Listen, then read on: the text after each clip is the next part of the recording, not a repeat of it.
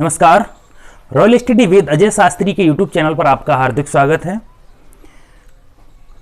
यदि आप किसी भी कंपटीशन संबंधित परीक्षा की तैयारी करते हैं तो उसमें जितने भी विषय आते हैं मैं लगभग सभी की तैयारी कराता हूं। तो आज हम 1857 की क्रांति पर चर्चा करते हैं, जिसका हम पार्ट पहला आपको दे चुके हैं। पार्ट 2 हम आपके सामने लेके आए हैं। यदि आप डीएलएड की तैयारी करते हैं तो डीएलएड 4th सेमेस्टर में पहला टॉपिक जो है सामाजिक विज्ञान में वो आपका 1857 की क्रांति का है। 1857 की क्रांति को हमने सिर्फ स्पेशली डीएलएड के लिए ही बनाया है और साथ ही साथ किसी भी कंपटीशन की तैयारी आप करते हैं तो उसके लिए महत्वपूर्ण हो सकता है। तो आइए आज का वीडियो शुरू करते हैं। तो 1857 की क्रांति में पार्ट 1 हम आपको दे चुके हैं। तो पार्ट 1 में आपको बताया था कि कारण क्या थे, उद्भव कब हुआ, विस्तार क्या था। हम आपको कारण बता चुके थे, सामाजिक कारण क्या थे, राजनीतिक, सबसे पहले हमने आपको बताया था कि राजनीतिक कारण क्या थे। राजनीतिक कारण थे जो डलहौजी की हड़प नीति थी, ठीक है। कुछ धार्मिक कारण थे जो अपने धर्म का प्रचार करना चाहते थे, ईसाई धर्म का प्रचार करना चाहते थे अंग्रेज लोग। उसके बाद हमने कुछ आर्थिक कारण बताए थे। आर्थिक कारणों में जो है किसानों को नीचा दिखाया जा रहा था, उनके जो खेती के काम थे वो बंद पड़े हुए थे, करों में वृद्धि कर दी गई थी। कुछ तात्कालिक कारण भी बताए थे हमने, जैसे जो चर्बी युक्त कारतूस को प्रयोग में लाना, और साथ ही साथ हमने कुछ और चीज़ें बताई थी, जैसे सैनिकों की क्षमता की बात की थी हमने। ये भी एक बहुत बड़ा कारण था, वो संतुष्ट नहीं थे। तो कल हमने कारण, उद्भव और विस्तार पर चर्चा कर ली थी, हमने स्वरूप भी बताया था। आज हम फिर स्वरूप पर चर्चा करेंगे। तो आज हम असफलता के कारणों पर चर्चा करते हैं कि 1857 की क्रांति असफल क्यों हुई। तो सबसे पहला कारण था 1857 की क्रांति के असफल होने का सीमित स्वरूप और क्षेत्र। सीमित स्वरूप और क्षेत्र मुख्य कारण रहा असफलता का। तो सीमित क्षेत्र से आशय है कि जो 1857 की क्रांति शुरू की गई थी वह पूरे विश्व में नहीं फैल पाई थी, अर्थात दक्षिण भारत में तो इसका बिल्कुल भी कोई यहाँ पे जानकारी नहीं हो पाई थी। लोगों ने कोई इंटरेस्ट नहीं लिया था दक्षिण भारत में। साथ ही साथ जो बड़े राज्य थे जैसे राजस्थान, तो राजस्थान के कुछ ही हिस्सों में इसका प्रभाव देखने को मिला था, और राजस्थान का जो एक बहुत बड़ा तबका था, बहुत बड़ा हिस्सा था, और साथ ही दक्षिण भारत में कहीं भी इसका जो है विस्तार नहीं हो पाया था, जिसकी वजह से ये असफल रहा। तो सबसे पहला पॉइंट क्या है कि सीमित स्वरूप और क्षेत्र, जिसकी वजह से 1857 की क्रांति असफल रही। और हम चर्चा करते हैं आगे कि नेतृत्व का अभाव सबसे मुख्य यहां पे था, वो था नेतृत्व का अभाव, क्योंकि यहां पे सही से नेतृत्व नहीं मिल पाया था। सभी राजा, जितने भी देसी रियासतों के राजा या साहूकार थे, वो अपनी अपनी हद तक ही सीमित थे, वो आगे बढ़कर नेतृत्व नहीं करना चाहते थे। हालांकि दिल्ली में बहादुर शाह जफर को बनाया भी गया था, लेकिन क्या था, वो एक बुजुर्ग राजा थे और उनका काम सही से नहीं हो पा रहा था। तो पूरे एक तो सीमित क्षेत्र था और एक नेतृत्व का मुख्य अभाव था, जिसकी वजह से 1857 की क्रांति सफल नहीं हो पाई। सीमित संसाधन भी थे। सीमित संसाधन, क्योंकि अंग्रेजों के पास बहुत सारे संसाधन थे, ठीक है, उनके पास तरह तरह की राइफलें थी, बंदूकें थी, गोला बारूद था, लेकिन हमारे देश में ना तो सैनिकों के पास, और जो देसी राजा थे, देसी रियासतें थीं, उनके पास कोई भी ऐसे हथियार नहीं थे, गोला बारूद नहीं थे। ये भी एक बहुत बड़ा कारण था 1857 की क्रांति का। और सबसे बड़ा एक और कारण था, वो मुख्य कारण ये था कि संगठन का अभाव था। यहाँ पे संगठन का अभाव बहुत मुख्य कारण रहा, क्योंकि लोग अपने अपने लिए कर रहे थे ना। जो नाना साहब थे वो अपना पेशवा पद पाने के लिए लड़ रहे थे, ठीक है। रानी लक्ष्मीबाई अपने दत्तक पुत्र को जो वो राज्य देने के लिए लड़ रही थी। तो सभी जगह जो भी चांद बीबी थी वो अपने शासन के लिए लड़ रही थी। मतलब हर जगह कहीं ना कहीं स्वार्थ था, सभी अपने स्वार्थ के वशीभूत होकर ही लड़ाई लड़ रहे थे, लेकिन संगठन नहीं था, अपने अपने क्षेत्रों में लड़ रहे थे। ऐसा नेतृत्व का अभाव था और संगठन का भी एक महत्वपूर्ण योगदान यहाँ पे रहा, जो अभाव में रहा, यानी अभाव रहा संगठन का। इस वजह से असफलता में मतलब हमें प्राप्त हुई। अब हम चर्चा करते हैं कि भारतीयों के समर्थन का अभाव। जो भारतीय थे, भारतीयों के समर्थन का अभाव रहा, क्योंकि जो एक पढ़ा लिखा वर्ग था उन्होंने इस क्रांति में हिस्सा नहीं लिया था, और जो किसान थे तो किसान ये समझ रहे थे कि जो साहूकार लोग हैं तो साहूकारों की लड़ाई है, ठीक है। हालांकि एक साहूकार जो जगदीशपुर में जो कुंवर सिंह थे, उन्होंने वहां पे जो लड़ाई लड़ी थी तो वो एक साहूकार ही थे, उन्होंने सबसे ज्यादा लड़ाइयां जीती थी। लेकिन क्या था कि वाकई जो किसान थे वो ये समझ रहे थे ये साहूकारों की या राजाओं की लड़ाई है, हमें इससे क्या लेना देना है। और जो एक पढ़ा लिखा वर्ग था भारतीयों का, उन्होंने तो कोई इंटरेस्ट ही नहीं लिया, कोई दिलचस्पी ही नहीं ली जिसमें, जिससे कि भारतीयों के समर्थन के अभाव के कारण 1857 की क्रांति असफल हो गई। एक और हम तथ्य यहां पर रखते हैं कि उद्देश्य की स्पष्टता का अभाव। यहां पर उद्देश्य की स्पष्टता देखी गई, उद्देश्य की स्पष्टता का अभाव, यानी उद्देश्य स्पष्ट नहीं था।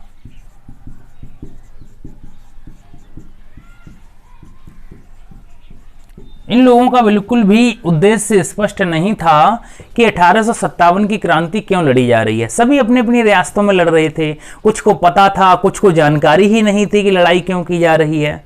तो ये 6 तथ्य आपके लिए बहुत इंपोर्टेंट हो सकते हैं असफलता के कारण। सीमित स्वरूप क्षेत्र, यानी सीमित इसका क्षेत्र था, दक्षिण भारत में इसका कोई प्रभाव नहीं देखने को मिला। नेतृत्व का अभाव रहा, यहां पर एक कोई कुशल नेतृत्व करने के लिए नहीं आया। सीमित संसाधन रहे, क्योंकि भारत के पास गोला बारूद या आधुनिक हथियार नहीं थे, तत्काल आधुनिक हथियार की बात कर रहा हूं। और भारतीयों के समर्थन का सदा अभाव रहा। जो भारतीय लोग थे, पढ़ा लिखा वर्ग था और दक्षिण भारत में इसका प्रचार नहीं हो पाया था। किसान लोग ये समझ रहे थे कि ये सिर्फ साहूकारों के या राजाओं का ही क्रांति है, उन्हीं के लिए, वो अपने लिए लड़ रहे हैं, तो ये समर्थन नहीं मिल पाया। उद्देश्य की स्पष्टता का अभाव रहा, लोगों को पता ही नहीं था कि इसका उद्देश्य क्या है। असफलता के कारण के बाद अब हम चर्चा करते हैं परिणाम के बारे में कि 1857 की क्रांति के बाद जो परिणाम हुआ वो क्या परिणाम आया।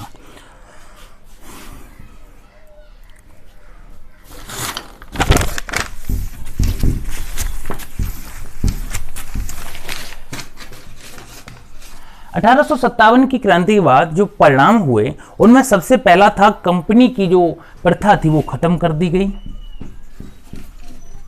जो कंपनी का शासन था वो खत्म कर दिया गया और कंपनी के बाद क्राउन का शासन शुरू हुआ। क्राउन को बोलते हैं ताज। तो जो कंपनी पहले से चली आ रही थी, कंपनी का जो शासन था वो समाप्त कर दिया गया था 1857 की क्रांति के बाद और क्राउन का शासन शुरू हुआ था। उसके बाद जो डलहौजी की हड़प नीति थी, डलहौजी की हड़प नीति, उसे खत्म कर दिया गया। तो डलहौजी की हड़प नीति थी, अर्थात जहां पर जिसकी कोई संतान नहीं होगी तो उसका जो राज्य होता था वो अंग्रेज जब्त कर लेते थे। तो जो रानी लक्ष्मीबाई ने झांसी में लड़ाई लड़ी थी तो उनका एक दत्तक पुत्र था, तो उसकी वजह से वो लड़ रही थी। तो ये हड़प नीति जो थी वो खत्म कर दी गई। उसके बाद जो राजा थे, देसी नरेश थे, तो देसी नरेशों की स्थिति पूर्ववत रही। देसी नरेश थे, देसी नरेशों मतलब राजाओं की स्थिति पूर्ववत रही, अर्थात जो हड़प नीति थी उसको खत्म कर दिया गया था। तो जो जैसे कोई राजा अगर किसी दत्तक पुत्र को लेता है तो उसे राजा बनाया जा सकता है, ठीक है। तो देसी नरेशों की स्थिति पूर्ववत कर दी गई, पूर्ववत मतलब पहले की तरह। उसके बाद जो सेना थी, सेना का पहले जो नेतृत्व था या भागीदारी थी, मैंने आपको बताया था कल, पहले सेना की भागीदारी होती थी 5:1 के अनुपात में, अर्थात 5 सैनिक भारतीय हुआ करते थे और 1 सैनिक विदेशी हुआ करता था। लेकिन इसके बाद 1857 की क्रांति के बाद ये अनुपात 2:1 कर दिया गया था, यानी 2 भारतीय रहेंगे और 1 अंग्रेज रहेगा। उसके बाद जो सचिव का पद था, भारत सचिव के पद का नया सृजन किया गया। भारत सचिव, इंपोर्टेंट क्वेश्चन है कि भारत सचिव पद का सृजन किया गया और 15 सदस्यीय मंत्रिमंडल बनाया गया, मंत्री परिषद बनाई गई। तो प्रश्न ये कई बार पूछा गया है कि भारत सचिव पद का सृजन कब किया गया, तो 1857 की क्रांति के बाद किया गया था और 15 सदस्यीय मंत्री परिषद का गठन किया गया था। और एक और बहुत महत्वपूर्ण परिणाम था कि जो 1526 के बाद जो भारत में मुगल शासन शुरू हुआ था, मुगल काल शुरू हुआ था, वो 1858 में मुगल काल समाप्त हो गया। मुगल काल समाप्त हो गया। अब हम स्वरूप पर चर्चा करते हैं। तो स्वरूप की चर्चा में हम आपको बताते हैं एक ग्राफ के माध्यम से कि किस तरीके से किसने इसे क्रांति का रूप दिया और किसने क्या क्या कहा। अब हम स्वरूप के बारे में चर्चा करते हैं कि 1857 की जो क्रांति हुई थी उसमें स्वरूप क्या था और किन किन इतिहासकारों ने, किन किन साहित्यकारों ने, किन किन विद्वानों ने इसे क्या क्या नाम दिया। तो धर्मांधों का ईसाइयों के विरुद्ध युद्ध, ये रीज ने कहा। तो जो धर्मांध इन्होंने किसे कहा, इन्होंने भारतीयों को धर्मांध कहा क्योंकि भारत में हिंदू और मुस्लिम थे। तो उन्होंने धर्मांध अर्थात भारतीय जो लोग थे हिंदू और मुस्लिम, उन्होंने बताया कि ये लोग धर्मांध थे और ये ईसाइयों के विरुद्ध युद्ध लड़ना चाहते थे। अर्थात यार ईसाई कौन थे, जो अंग्रेज थे वो कौन थे, ईसाई थे। तो उनके विरुद्ध इन्होंने बताया कि धर्मांधों का ईसाइयों के विरुद्ध युद्ध था। ये कहावत किसने कही, रीज ने कही। ये प्रश्न आपके सीधे से पूछ लिए जाते हैं। उसके बाद है बर्बरता और समता के बीच युद्ध। ठीक है, इन्होंने बर्बर किसे कहा, भारतीयों को इन्होंने क्रूर और बर्बर कहा कि मतलब भारत के जो लोग थे हिंदू मुस्लिम, ये कैसे थे, बर्बर प्रवृत्ति के थे और इन्हें अगर हम अंग्रेज लोग जो थे वो समता में लाना चाहते थे, लेकिन इन्होंने क्या किया, ये युद्ध करने लगे। मतलब ये सभ्य होना ही नहीं चाहते थे। ये किसने कहा, टी.आर. होम्स ने कहा। बहुत भद्दा मजाक किया इन्होंने कि बर्बरता और समता के बीच युद्ध की संज्ञा दी। किसे, 1857 की क्रांति को किसने, होम्स ने। हिंदू मुस्लिम षड्यंत्र, ये जेम्स आउट्रम टेलर ने कहा कि जो 1857 की क्रांति थी वो हिंदू और मुस्लिमों के बीच एक षड्यंत्र थी। एक षड्यंत्र का काम किया था उसने 1857 की क्रांति में कि हिंदू और मुस्लिम जो थे वो षड्यंत्रकारी थे। ठीक है, उनके विरुद्ध षड्यंत्र रखा गया था। तो हिंदू और मुस्लिम का षड्यंत्र ये कई बार पूछा गया है। तो ये जेम्स आउट्रम टेलर ने इसे संज्ञा दी। अब बात करते हैं सैनिक विद्रोह। सैनिक विद्रोह का नाम दिया था लॉरेंस सीले, ट्रेवेकियन और होम्स ने। इतने व्यक्तियों ने इसे सैनिक विद्रोह कहा। ठीक है, और हमारे जो इतिहासकार थे उन्होंने क्या कहा कि ये मतलब पहला राष्ट्रीय स्वतंत्रता संग्राम था। ठीक है, कुछ विद्वान थे जिन्होंने न प्रथम स्वतंत्रता संग्राम कहा, न प्रथम राष्ट्रीय, न नया। ये किसने कहा, ये आर.सी. मजूमदार ने कहा कि ना तो ये प्रथम स्वतंत्रता संग्राम था और ना ही ये प्रथम राष्ट्रीय था। ठीक है, तो ये आर.सी. मजूमदार ने कहा। तो कुछ ने इसे अलग तरीके से पेश किया, कुछ विद्वानों ने इसे अच्छे तरीके से पेश किया। जैसे प्रथम स्वतंत्रता संग्राम वी.डी. सावरकर ने कहा। तो वीर सावरकर जो थे इन्होंने 1857 की क्रांति के ऊपर लिखा था। उन्होंने इसे सबसे पहले इसमें यही लिखा कि ये प्रथम स्वतंत्रता संग्राम था और सुनियोजित स्वतंत्रता संग्राम था।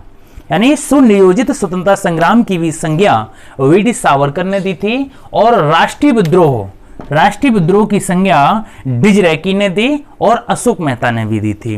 ठीक है, तो प्रथम स्वतंत्रता संग्राम की संज्ञा किसने दी, वी.डी. सावरकर ने दी। और सुनियोजित स्वतंत्रता संग्राम की वी.डी. सावरकर ने दी। राष्ट्रीय विद्रोह डिजरैकी और अशोक मेहता ने दिया। तो इस तरीके से आपको 1857 की क्रांति बहुत अच्छे से समझ में आई होगी। मैंने महत्वपूर्ण तथ्यों को रखने का प्रयास किया है। अब आप यहाँ से आप खुद ऑब्जेक्टिव बना सकते हैं। यदि आप डीएलएड की तैयारी करते हैं तो 4th सेमेस्टर के लिए सामाजिक विज्ञान हम पढ़ा सकते हैं। और साथ ही साथ किसी भी कंपटीशन की तैयारी करते हैं तो मेरा चैनल आपके लिए महत्वपूर्ण हो सकता है।